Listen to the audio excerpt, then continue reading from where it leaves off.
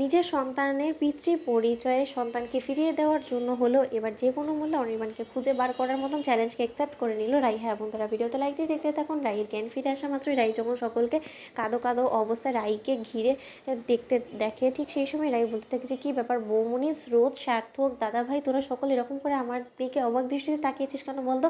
আচ্ছা বৌমনি, আমার কি হয়েছিল বলো তো? আমি এরকম করে শুয়ে আছি কেন বলো তো? আর আমার মাথাটা তো যন্ত্রণা করছে কেন? তোমরা কেউ কিছু বলছো না কেন? শুধু চোখের জলই কেন ফেলে যাচ্ছ বলো তো?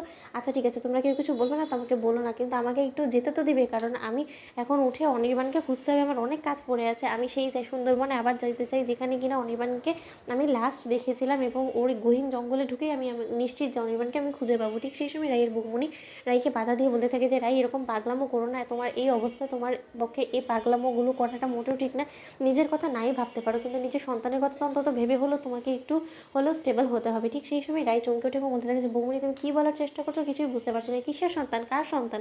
ঠিক সেই সময় অনির্বাণের মা বলতে থাকে যে ওরা কেউ বলবে না, ওরা মুখে কুলু পেতে আছে, কিন্তু আমি বলছি তোমাকে। এক্ষুনি ডক্টর এসে বলে গেল যে তুমি নাকি মা হতে চলেছো, তুমি অন্তঃসত্ত্বা, কিন্তু তুমি কি যদি মনে করে থাকো যে তুমি এই অন্তঃসত্ত্বা হওয়ার মিথ্যে অভিনয় করে তুমি আমার ছেলেকে মেরে ফেলার সকল দায় ভার এড়িয়ে যেতে পারবে, তাহলে আমি তোমাকে জানিয়ে রাখার জন্য বলে রাখছি যে এটা কোনোদিনও হবে না। কারণ পুলিশ যত যাই বলুক না কেন, আমি কোনোদিনও এটা মেনে নেব না যে তুমি আমার ছেলেকে মারোনি। অন্যদিকে রাই বলতে থাকে যে দোহাই লাগে আপনার, আপনি প্লিজ এই কথাগুলো বলে আর আমাকে বিধ্বস্ত করে দেওয়ার চেষ্টা করবেন না। আমি আপনাকে বলছি যত শীঘ্রই সম্ভব আমি আপনার সন্তানকে আপনার কাছে ফিরিয়ে দিব, আর তারপরেই আমি এ বাড়ি ছেড়ে চলে যাব, কারণ আমি খুব ভালো করে জানি যে আপনি আমাকে মোটেও সহ্য করতে পারেন না। অন্যদিকে রাইয়ের বৌমনি বলতে থাকে যে রাই, যা কিছুই হয়ে যাক না কেন তুমি আর সেই সুন্দরবনে গহীন জঙ্গলে ঢুকবে না, কারণ এখন তুমি একা না, তোমার ভেতরে আরেকটা ছোট্ট জান একটু একটু করে বেড়ে উঠছে। সেই জানের উপরে যদি কোনো রকম কোনো আঘাত আসে, তাহলে কিন্তু অনির্বাণও যেখানেই থাকুক না কেন সে কিন্তু কোনোদিনও তোমাকে ক্ষমা করবে না, কারণ অনির্বাণ কিন্তু অধীর আগ্রহে অপেক্ষা করছিল কবে এই খবরটা শুনবে। হয়তোবা বেচারার ভাগ্যে ছিল না বিধায় ও হয়তোবা এই সুখবরটা শুনতে পারেনি, কিন্তু তাই বলে এখন তোমার উপরেই সকল দায়িত্ব কর্তব্য এসে বর্তাচ্ছে। এবার তোমার উপরে